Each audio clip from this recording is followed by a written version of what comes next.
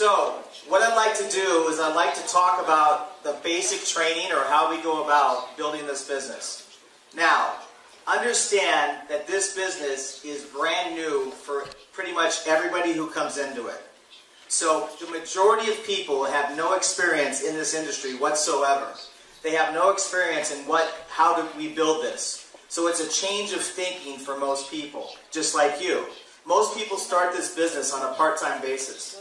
So everything that you say and do is designed to be very simple so that anybody can do it.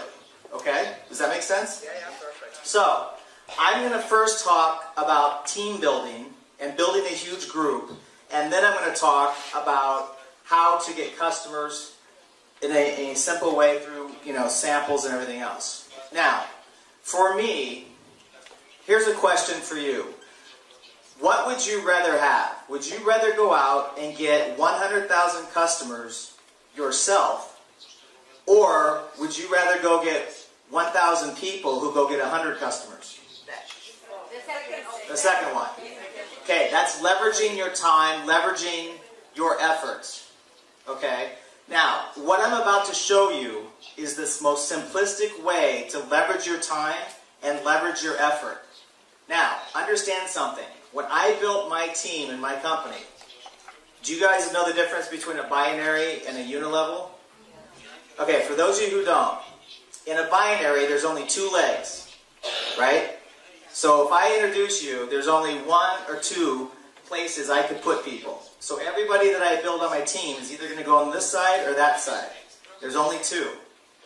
So all the people above you typically are going to put people below you because they have to put it in one of those two spots. That's a binary. What I built was a unilevel. It was called a stair-step breakaway. That means that nobody ever put one person below me. That means that I had to introduce people and teach them to introduce people and teach them to introduce people and continue until we found the key leaders, right? No one ever gave me one person. So 500,000 distributors was from me down, not from people putting 50,000 people, 100,000 people below me. Does that make sense? So I'm going to show you how the simple way to do that is that when you apply it in a binary, it goes like wildfire. Okay? So the first thing you have to understand is there's three types of people you're going to come across in this business. Now this is probably one of the most simplistic yet important things you're ever going to learn.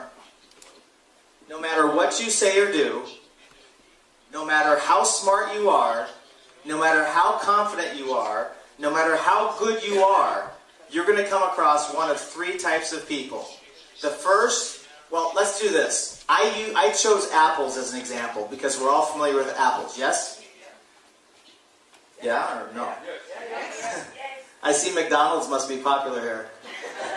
For most people, when you go to the fruits and vegetables section, you have fruits and vegetables and you see apples. So this is very simple. So we're going to say that people are basically one of these three types of groups. The first, a red apple. What is a red apple? How many of you have ever met a positive person before? This half of the room. The other half, we don't know. We're not sure. The same people that go to McDonald's. Positive, open-minded, willing to try new things, right? How many of you ever met somebody who's easygoing, always happy, usually smiling? You could usually tell a red apple because they're pretty easygoing. They like to try new things. They're open to meeting new people. You know, these are the type of people you might say, hey, listen, would you like to try, the products? They'd say, yes, absolutely, great.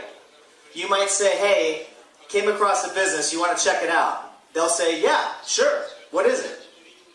Same people. You might say, hey, let's go check out this restaurant. And they might say, well, I just ate there 1 hour ago, but yeah, let's go anyway. You know what I mean? So these people, you might even say, hey, let's go skydiving. They'll be like, okay, I'm in, right?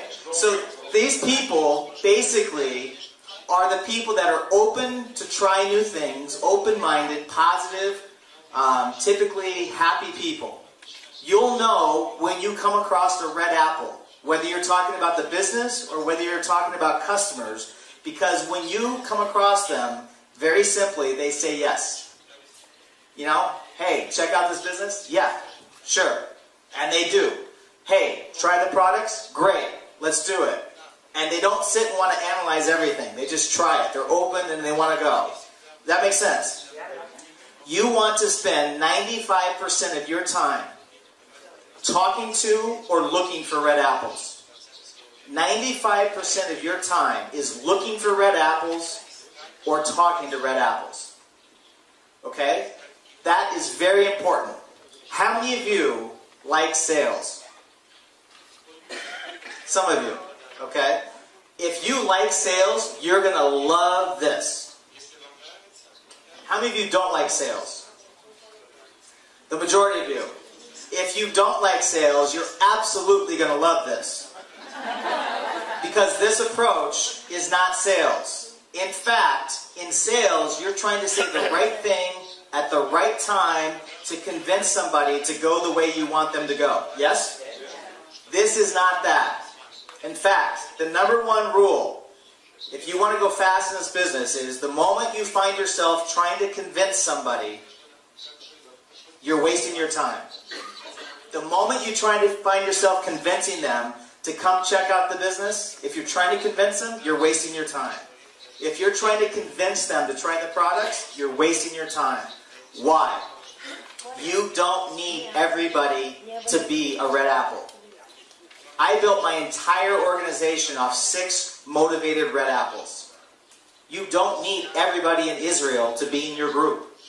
You don't need everybody in Europe to be in your group. You don't need everyone in the world to be in your group. You could change the course of your life and your family's lives for generations by finding just a handful of red apples. So you want to spend 95% of your time only talking to red apples or working with red apples, looking for red apples. How many of you like the idea of only talking to people who say yes? Absolutely. The other thing is people don't like to be sold. How many of you have noticed I'm this way? I mean, I've been in sales my whole life, but what I felt made me good in sales was I never tried to sell anybody. Like when I would walk into a clothing store, and the first thing the salesperson says is, you know, can I help you? Right away I'd say no. Nope, I'm just looking, thanks. Now, the smart people that sold me things in the past, when I walked in, whether it was to buy a car or clothes or whatever, they wouldn't say anything to me. They'd just say hi. And then they'd go over to the side and just let me be. And then I would come over 2 minutes later with some questions, and then they'd end up selling me. Does that make sense? So when you come at somebody and you're trying to convince them, people's natural reaction is to put up their defense and say, no, I'm not interested. That's their natural reaction. So if you come at people in a sales approach, it won't work. You have to come at it with the attitude that you don't care whether they're interested or not. And quite frankly, you don't care if they're interested or not. You don't need a whole army of red apples. You only need a few. And then those few will tell a few, who tell a few, who tell a few. So, you want to focus on looking for red apples. Also, as a side note, there's a part of your brain, I'm getting a little bit into leadership here, but there's a part of your brain called a reticular activator. It's in the primitive part of your brain. And what it does is it looks for and finds the things you're thinking about. For example, how many of you ever decided at some point in your life that you wanted a new car, right? And you thought about that car, and the moment you made a decision that you wanted that car, you started to see that car everywhere on the streets. Right? That's the part of your brain. That car was always there. It was always in the neighborhood. You just didn't see it because you weren't looking for it. So you want to get focused on looking for red apples only. Looking for red apples who want to say yes. Yes to the business. Yes to the products. Yes. That's it. You start looking for red apples, you will find your red apples because they're everywhere. If you're not looking for red apples and you're just looking for anybody, you'll find just anybody. Does that make sense? Second group of people, green apples. Now, a green apple, you'll know right away because they're kind of in the middle. Let's pretend we want red apples and we have green apples. That means they're not quite ready yet. They're kind of in between. You'll know a green apple because they have lots of questions. How many of you have met a green apple before? I think all of us have, right? Now, these people have questions. It's okay if they're a green apple. It's okay if they have questions. That's fine. In fact, if you have a green apple who has questions, do your best to get them the answer. Or, if you're like me, I just point the green apples to where to get the answers. For example, if someone was a green apple and started asking me questions about the products, I'd send them to the website. Does that make sense? I'm too busy finding red apples building millions of people in my downline. I don't have time to answer questions about products, and I'm not a doctor. Does that make sense? So, if someone starts asking me questions, here's what I always say. You know what? Good question. I don't know the answer. Why don't you go to the website, check it out, and if you still don't have your answer, come back and let me know. If they come back to me, then I tell them about a little thing called Google. Right? If they still don't have the answer, then I'm going to have them call the company and get the answer. Does that make sense? I'm not Dr. Anzelot. I'm not a doctor. I'm too busy building my team. I don't have to have all the answers. While you're trying to mess around with green apples, trying to answer everything and sound sophisticated, I'll build another 100,000 people. No questions. You can ask me at the end. So, does that make sense to everybody? So, with green apples, it's okay. If they're a green apple, no problem. Just literally get them the answer or point them in the direction of getting the answer. Now, the second type of person you will come across is what's called a smart green apple. This is most of you. A smart green apple is somebody that feels they have to know everything, right? They have to know everything. In fact, how many of you have ever met somebody that loves to know everything about everything? Right? We all have. They want to feel like they know the answers because that makes them feel more secure with what they're doing or their life. How many of you have ever met somebody that loves to be right? Right? They'll go down fighting until the end of days, proving that they're right. Okay? Sometimes you will come across certain types of green apples that aren't asking questions just because they want to know the answers. They're actually trying to show you how much they know. They're trying to prove to you that you don't know, right? Or they're challenging you by their questions to see what you do know, just to show that they're smarter, or just to show that they're right, or just to break down whatever you're doing. So, this type of green apple, no matter what you say or do, you're not going to win that conversation. How many of you have ever gotten a conversation with somebody that no matter what you say or do, you were not going to win that conversation? Right? So, if you come across a normal green apple, answer the questions, send them to where they can get the information. If you come across one of these super high intelligent green apples that want to be right about everything, let them be right. Again, if I come across those people, even if I know the answer, the first thing I'm going to say, if I realize they're just trying to be super smart, I'll say, you know what? I don't know.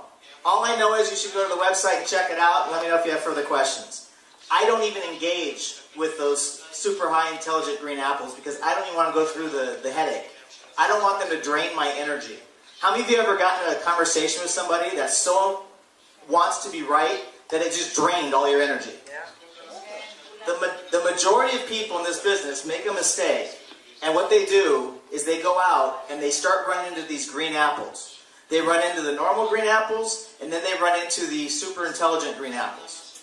And the problem is that most people spend all of their time trying to convince the green apples to become red apples. Does that make sense?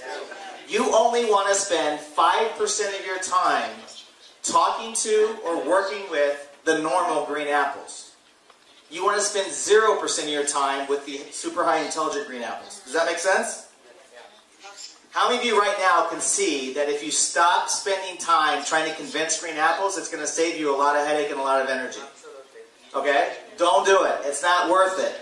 People are going to make their own decisions. Get them to the place where they can get their answers. If they turn into a red apple, they're going to turn into a red apple. If they don't, they never were going to do that anyway. Some people will actually want to be a green apple for a period of time. They're going to sit and watch you. They're going to see if you become successful. They're going to watch and see if you have success over time. And then maybe 6 months, 4 months, 1 year later, they'll come around and turn into a red apple.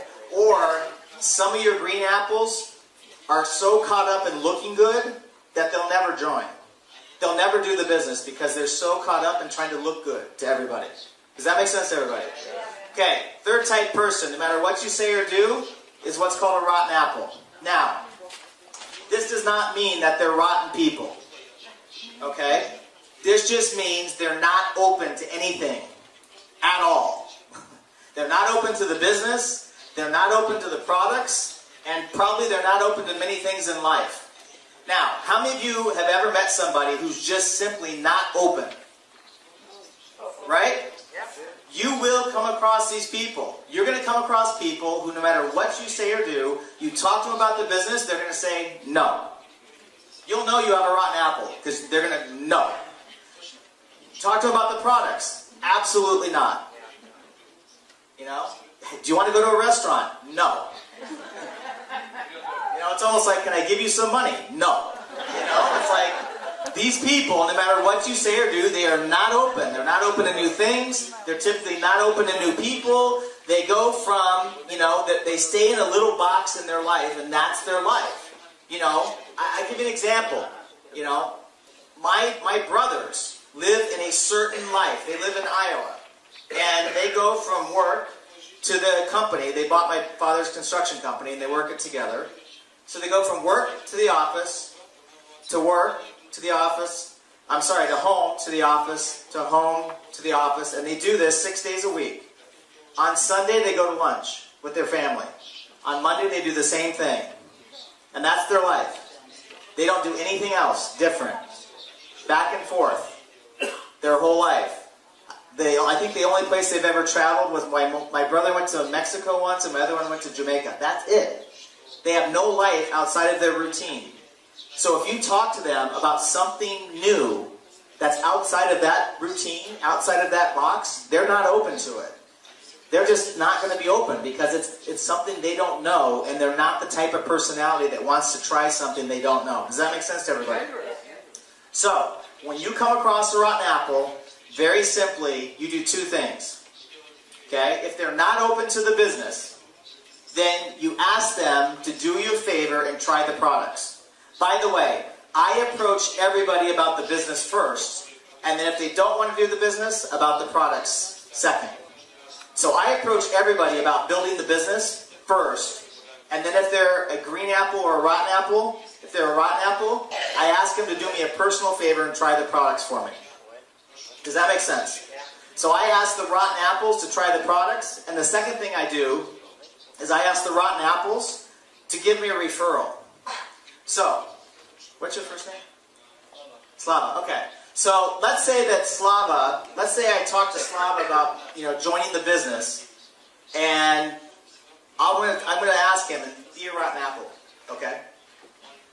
Act like a rotten apple. 1 second. First I have to ask you.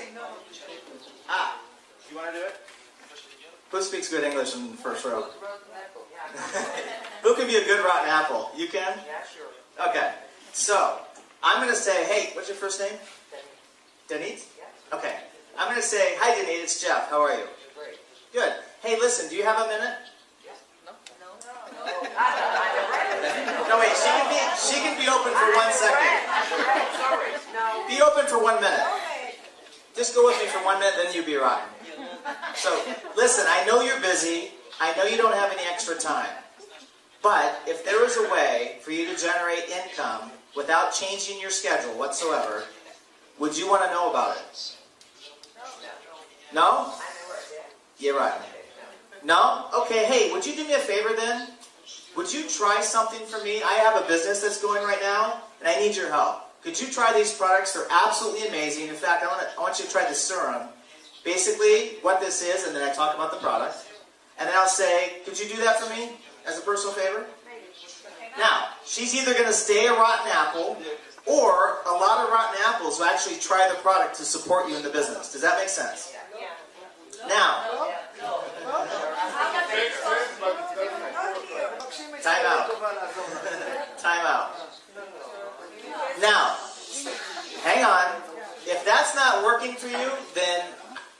not being red apples. They're just saying no. Okay? And you can't change that.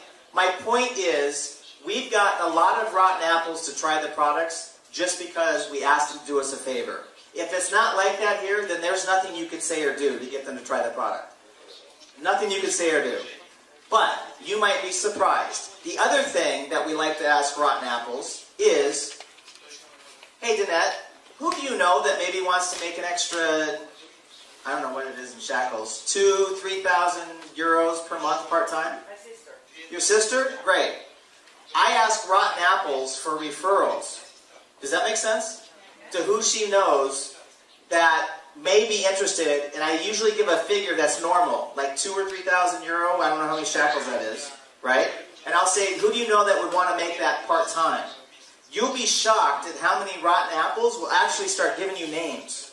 They'll start saying, oh, you should call my sister, my brother, they both would probably be interested in something. Now, she doesn't even know what we're doing, because she was a rotten apple. But she's still going to give referrals. Maybe it works here, maybe it doesn't. But if you don't ask, you'll never know. Now, I was told, I'll get to questions when I don't want statements. I'm in the middle of the training. So, bottom line is, we did this in Asia, where everybody was like, no, you can't ask rotten apples for anything. And I said, okay, we'll just try it. Now, these are diamonds who are making a lot of money. They started to try it, and I started to get texts left and right that the rotten apples were starting to make referrals. Rotten apples were making referrals to people who they thought would be interested in something, and they started to close the other people. So, if you don't want to ask a rotten apple, you don't have to. If you don't want to ask them to try the product, don't do it. If you don't want to ask them for a referral, don't do it. My point is, rotten apples are going to be no matter what you say or do. What you do from that point is up to you. Does that make sense to everybody? Now, the group that I really want to warn you about is what's called the rotten apple. The rotten apple. The double rotten apple. Okay? This is the group that will not only say no, but they're going to try to do everything they can in your power to talk you out of doing the business. How many of you met them already? Yeah. You need to know this group. Because not only are they going to be negative about pretty much anything, but in the name of love, they're going to try to convince you not to do this and that it's not going to work. Now, you need to know this because your rotten apples are going to be disguised as your family and friends. Think about this. Think about it. My own father is a rotten apple. Now, I love my father. It's my father. I love my father. But when I first wanted to move from Iowa to Los Angeles, my dad told me this. Son, are you crazy? You'll never make it. The city's too big. You don't have any money. You'll be back to me within 1 month looking for money. That was my father. Good support, right? So I went to Los Angeles. I got a job in one company. It's my only corporate situation.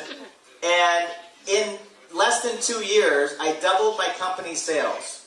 So I created 12 million in new sales in 2 years. And the company had been around 75 years. My salary doubled. I got a company car. I'm 22 years old. I get a company car. I get a mobile phone. Do you guys remember the mobile phones that came in the case? I thought it was cool with the mobile phone, you know, walking with the case, right? So my life looked really great. So my dad, you know, and I had insurance from the company. So my dad was like watching all this. Well, I decided that I didn't like working for other people. I decided that I didn't like my boss and that I wanted to have my own business. So I told my father I was going to go into real estate. Are you crazy? I thought you were intelligent. The market's not good in Southern California. Now here's my father, who owns a construction company in Iowa, who all of a sudden he's a real estate expert in Southern California real estate, right? All of a sudden he knows everything. It's commission only, the market's not good, you won't make it, I thought I raised you better than this. I go off, and in real estate, my first year part-time, I made 3 times the money I was making in my career. My father didn't say anything. After that, I went on, and I became one of the top real estate agents in the United States. My father saw my lifestyle change. The new homes, the cars, the rental property, everything, right? He didn't say anything. About 2 years later, he said, son, I'm glad you listened to me about real estate. I'm sitting there thinking, you know, you're the one, I didn't say it, but I'm thinking you're the one that tried to talk me out of it. I just smiled and said, you know, I'm really happy that I had the opportunity, right? So, when I told my father that I wanted to go in, I was going to start a new business in networking part-time, oh my gosh, I thought you were the smart one. You don't know anything, you have a great situation, you're making more money than you've ever made in your life, you have this amazing lifestyle, you have the freedom, you have this, you have that. I went off and I started to do it anyway. My father and my brothers spent the next 19 months trying to convince me not to do the business. It got to the point where I told them that if they wanted to keep talking to me about business, I wasn't going to talk to them. Talk to me about sports, talk to me about life, talk to me, teach me something, but I don't want to talk about business. How many of you have had this experience before? You know what's funny? The day that I hit the top position in that company, right, there was an event in Los Angeles, and there was 10,000 people coming, and I was getting the award for being the top person. And my mother and my sister flew out, but my 2 brothers and my father refused to fly out. They didn't even come to support it. Why? Because they couldn't be wrong. Does that make sense? They were so attached to being right that they couldn't acknowledge what I'd achieved. Now, they've been like that my whole life. Finally, last year at Thanksgiving time, which is the Thanksgiving in America, my little brother called me. He said, and this is after 20 years, he said, do you know why Dad and Scott and I give you a hard time with everything? And I said, yeah. He goes, well, I'm going to tell you anyway. He said, we give you a hard time because I hate my life. He said, I go from my home to my work. I don't like what I'm doing. I don't like construction. I wish I could do something else, but I don't know how to get out of it. He goes, in everything you ever done, if you felt like doing it, you went and did it. If you felt like giving it a shot, you went for it. I didn't. I had too much fear. He goes, so we give you a hard time because every time you go do something, we know you're going to be successful, and it makes us feel small. Does that make sense? So, if people are rotten apples, it's okay. No means no, not right now. Some of your rotten apples will come around later. Maybe they'll be a customer later. Maybe they'll be a representative later. It doesn't matter. You don't need them right now. It's okay. Let them be.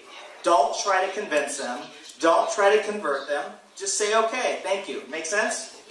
The rotten apples, when you come across them, there's a million reasons why somebody's going to do this. But most of the time, people in the name of love will try to talk you out of things.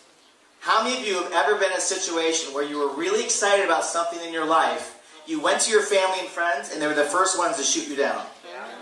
Yeah? So, be prepared, and prepare. Every new person has to understand this is completely normal. This is how it is in life. It's not just Jeunesse. See, most people make the misunderstanding when they come across a rotten apple, they think it's because of them.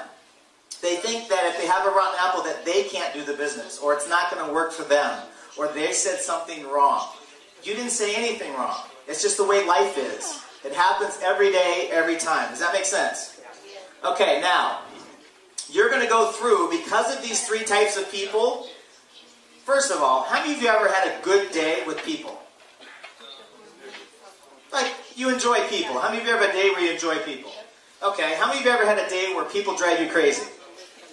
Right? How many of you ever had a good day at work? How many of you ever had a day where at work you wish you weren't there? Right? How many of you ever had a good day in a relationship?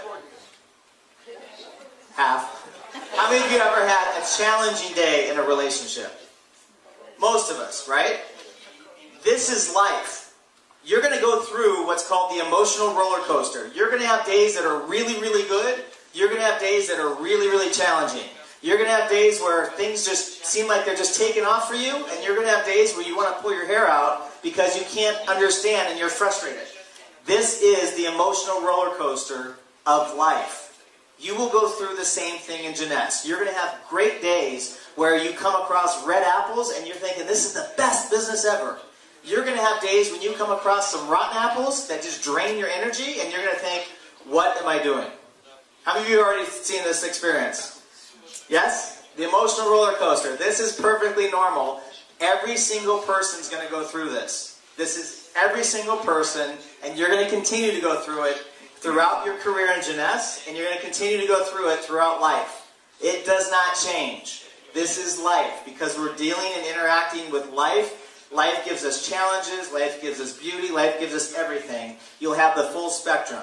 The key is to have long-term thinking.